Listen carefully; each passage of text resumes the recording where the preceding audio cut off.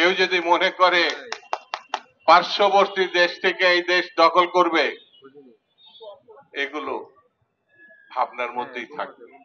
কারণ বাঙালি এবং বাংলাদেশিরা বীরের জাতি। বাংলাদেশিরা কখনো কারোর কাছে মাথা নত করেনি। সে পাকিস্তানি অথবা স্বৈরাচারী শাসক, এটা কখনো তারা সহ্য করেনি, কখনো তারা এটা মেনে নেয়। যে জাতি রক্ত দিতে পারে, জীবন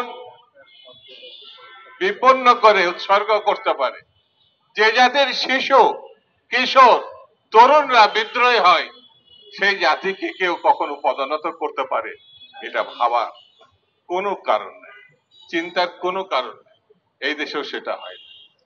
একটু আগে যেসব বক্তারা বক্তৃতা করেছে,